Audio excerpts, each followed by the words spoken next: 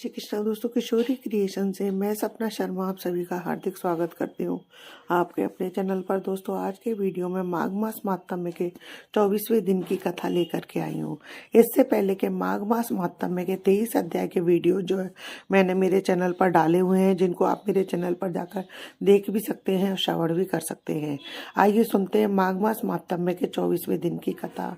लोमश जी कहने लगे कि वह राजा पहले तो तामिश नामी नरक में गया, फिर अंदर तामिश जहाँ पर अति दुखों को प्राप्त हुआ, फिर महारौरव, फिर कालसूत्र नामी महानरक में गया, फिर मूर्छा को प्राप्त हो गया, फिर मूर्छा से चेतना आने पर तापन और संप्रतापन नाम के नरक में गया। अनेक दुखों को भोगता हुआ वह प्रताप नामक नरक में गया और काकोल, कुंडपल, पूर्व मृतिका, लोहुक, शंकु, मंजीप आदि नरकों से होता हुआ 80 पत्र वन में पहुंचाया गया। फिर लोहधारक आदि नरकों में गिराया गया। भगवान विष्णु के साथ देश करने के कारण वह 21 युग तक भयंकर नरकों की यातना भोगता हुआ नरक से निकलकर हिमालय पर्वत पर बड़ा भारी पिशाच हुआ।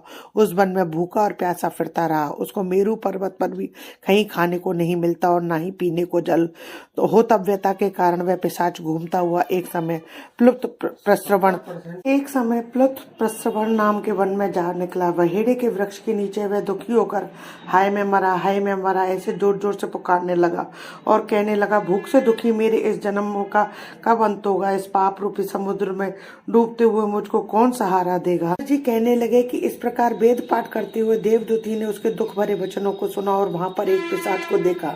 उसकी लाल डरावनी आंखें, दुर्बल शरीर, काले काले ऊपर खड़े हुए बाल, चेहरा विकराल, काला शरीर, लंबी सी जीभ बाहर निकली हुई, लंबे ओठ, लंबी जांघें, लंबे लंबे पैर, सूखा चेहरा, गड़े जैसी आंखों वाले पिशाच को देखकर देवदूती ने उससे पूछा कि तुम कौन हो और ऐसी करुणा से क्यों रोते हो? तुम्हारी यह दशा कैसे हुई और तुम्हारा मैं क्या उपकार करूं? मेरे आश्रम पर आ जाने से कोई प्राणी दुखी नहीं रहता और वैष्णव लोग आनंद ही करते हैं। सो हे भद्र, तुम अपने इस दुख का कारण जल्दी कहो, क्योंकि विद्वान मनोरथ पाने के लिए विलंब नहीं किया करते। ऐसे वचन सुनकर प्रेत रोना बंद करके विनीत भाव से कहने लगा कि हे द्विज, किसी बड़े पुण्य से मुझको आपके दर्शन हुए हैं।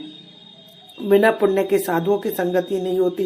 फिर उससे पहले जन्म का वृत्तांत कहा कि भगवान विष्णु के देश के कारण मेरी यह दशा हुई है। जिस हरि का नाम यदि अंत समय में मनुष्य के मुख से निकल जाए तो मनुष्य विष्णु पद को प्राप्त होता है, जो सबका पालन करता है। उसी से मैंने द्वेष किया। यह सब मेरे कर्मों का दोष है, जिसकी ब्राह्मण तप द्वारा प्रार्थना करते हैं। ब्रह्मादि देवता, सनकादिक ऋषि जिसको मुक्ति के लिए पूछते हैं, जो आदि मध्य और अंत में विश्व का विधाता और सनातन है, जिसका आदि मध्य और अंत नहीं है, उस भगवान के तो मैंने द्वेष किया। जो कुछ पुण्य किए मैंने पहले जन्म में किए, वह सब विष्णु के द्वेष रूपी अग्नि में भस्म हो गए। यदि किसी प्रकार मेरा यह पाप नाश हो जाए तो मैं भगवान विष्णु के सिवाय किसी और देवता का पूजन नहीं करूंगा। विष्णु भगवान से द्वेष करके मैंने बहुत दिनों तक नरक यातना भोगी। अब पिशाच योनि में पड़ा हूँ। इस समय मैं किसी अच्छे कर्म के योग से आपके आश्रम में आया हूँ, जहाँ पर आपके सूर्य रूपी दर्शन ने मेरे दुख समान अंधकार को दूर कर दिया। अब आप कोई ऐसा उपाय बताइए जिससे मेरी यह पिशाच योनि दूर हो, क्योंकि सज्जन पुरुष उपकार करने में देर नहीं करते।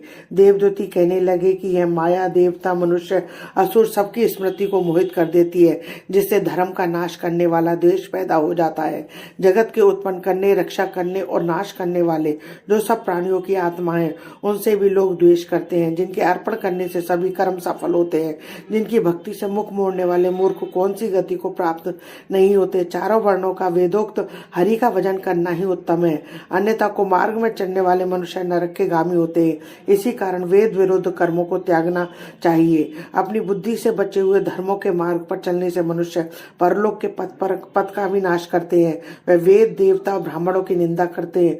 झूठे मन कल्पित शास्त्रों को मानने वाले नरक में जाते हैं। देवादिदेव विष्णु से विमुख होने वाले नरक में जाते हैं। द्रविड़ देश का राजा नरक में गया, इस कारण उसकी निंदा नहीं करनी चाहिए और वेद में कहीं ना कहीं क्रिया को भी नहीं करना चाहिए।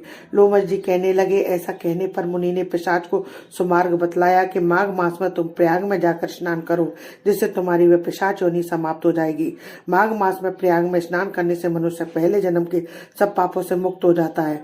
वहां पर स्नान करने से मुक्ति प्राप्त होती है। इससे बढ़कर और कोई प्रायश्चित नहीं संसार में कोई है। मोक्ष और स्वर्ग का खुला हुआ द्वार है। गंगा और यमुना का संगम त्रिवेणी संसार में सबसे उत्तम तीर्थ है। पाप रूपी बंधन को काटने के लिए कुल्हाड़ी है। कहाँ तो विष्णु, सूर्य, तेज, गंगा, यमुना का संगम, और कहाँ यह तुक्ष पाप रूपी तृण की आहुति। जैसे घने अंधकार को दूर करने वाला शरद का चंद्रमा चमकता है, उसी तरह से संगम के स्नान से मनुष्य पवित्र हो जाता है। मैं तुमसे गंगा जमुना के संगम का वर्णन नहीं कर सकता, जिसके जल की एक बूंद के स्पर्श से केरल देश का ब्राह्मण मुक्त हो गया। ऋषि के ऐसे वचन सुनकर प्रेत के मन में अत्यंत शांति उत्पन्न हो गई, मानो सब दुखों से छूट गए हो। प्रसन्नता से उसने विनय पूर्वक ऋषि से पूछा। इति श्री माघ मास महात्म में 24वां अध्याय संपूर्णम। यदि दोस्तों आपको मेरा वीडियो अच्छा लगे तो इसे लाइक शेयर कीजिए, चैनल को सब्सक्राइब कीजिए, पास ही में बेल आइकन को हिट कीजिए ताकि मेरे आने वाले नए वीडियो का नोटिफिकेशन आपको मिल जाए। हिंदू धर्म, रीति रिवाज, कथा कहानी जानने के लिए चैनल पर बने रहने के लिए बहुत बहुत धन्यवाद। जय श्री कृष्ण दोस्तों, राधे राधे।